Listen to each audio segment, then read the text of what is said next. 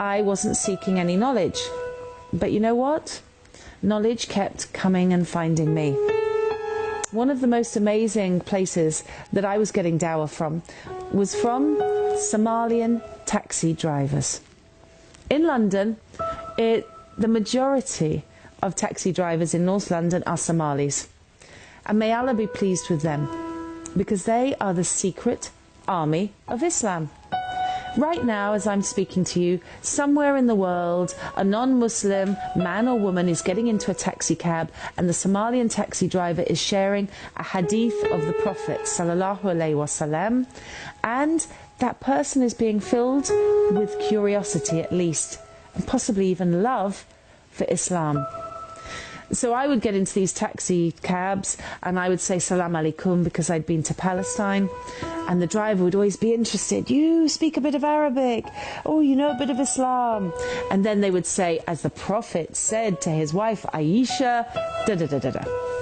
And they would give me a hadith or a surah from the Quran. And it got to the stage where I looked forward to getting into these taxis and learning more. You see? My heart was being softened for Islam. Of course, each of us must have a relationship with the Quran. And I did open the Quran before I came to Islam, but only once. I was given a Quran on the streets of Al-Quds, Jerusalem, by a young Palestinian man I'd never met before and I'd never see again. He said, "This is a gift to you from the people of Palestine. Don't forget us when you leave us." When I got home, I opened the Quran. I washed my hands. I didn't know about wudu, but I opened the Quran and I thought, I like the Muslims. They're good people. Let me find out what their book says. But Al-Fatiha seemed strange to me. I turned more pages. The book seemed to be shouted commands, and the voice seemed rather threatening. I felt scared. Imagine being scared of the Quran. But you know, Allah is the all-knowing and the all-wise. And if you come to the Quran in disbelief, or Allah has not prepared you for the Quran, it's not open to you. And at that point it wasn't open to me. It was literally a closed book. I shut the Quran and I put it on a top shelf out of respect. And I never opened it again until after I'd said my Shahada. Can you imagine?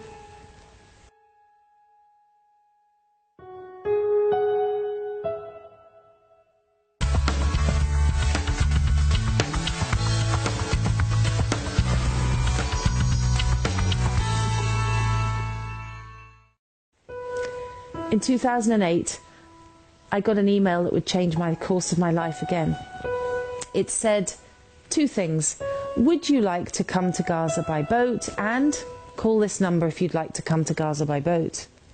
It was such a strange email. No boats had been to Gaza in Palestine for 44 years, because before that the Israelis had blown up the only boat that was going to go there in the 70s and had killed the organisers who were trying to sail to Palestine.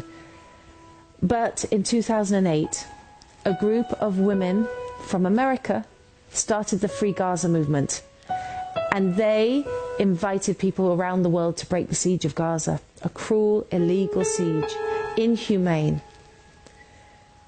The two boats left from Cyprus, and guess what? I was on one of the boats. I did call that number. I remember sailing overnight, 36 hours from Cyprus to Gaza. We'd all written our wills. I'd said goodbye to my children in a Skype message. And the next day, on August the 23rd, 2008, Gaza rose out of a mist. It was the greatest day of my life. And I know nobody on those boats will forget it. As we got closer, there were dots in the distance, and these dots turned into people. Tens of thousands of people. And they were shouting one thing. Allahu Akbar, Allahu Akbar, Allahu Akbar. You see, the Palestinian people thought the world actually cared about them at that moment. It was something great to be a part of. We were only supposed to stay 3 days, and then 3 days with the people of Palestine, then take the boats and leave for the safety of Cyprus. I had 2 young daughters who were in France. But somehow, on the 3rd day, I was there on the dock waving the boats away. My only certain exit from Palestine, from Gaza, was gone. I can't explain to you why I did that. Only Allah knows. It took me 30 days to leave Palestine.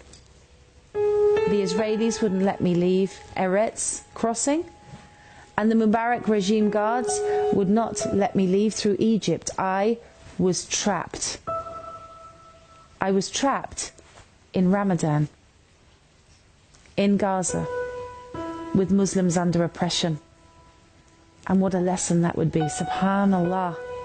I thank Allah every day for that opportunity to be with the greatest Muslims of the Ummah today, the people who can teach us all the meaning of Alhamdulillah, the meaning of Al-Fatiha. That's in Gaza right now. I remember one night I went to have iftar with a very poor family in a place whose name I remembered, Rafah, the refugee camp where you may remember Faris Odeh had come from. A woman opened the door of a room in the refugee camp, and she said, Assalamu alaikum rahmatullahi wa barakatuh. She seemed so happy I couldn't understand it. When I went in, she lived in a hovel. I asked her, why do you fast in Ramadan? It makes no sense to me. Your God makes you hungry. Your God makes you thirsty. Why are you fasting? This mother of Rafah turned to me and she said, with a face so full of light, I fast in Ramadan to remember the poor. I remember those words because she was so poor herself, and she didn't seem to realize it because she was just grateful to Allah for whatever she had. And at that moment a key went into my heart and the words came to me, if this is Islam, I'm in. But guess what? Allah calls us the insan, and the minute I left that refugee camp, I forgot the feeling. But here's the miracle. In the intervening years, Allah subhanahu wa ta'ala never forgot me. 2 years later, I went into a mosque during Ramadan, and I said a simple prayer, and as I sat down, I was surrounded by such immense peace and joy that I knew Islam was the truth. 7 days later, in London, I went into another mosque, and I said the words, La ilaha illallah Muhammad Rasulullah, and I became a Muslim.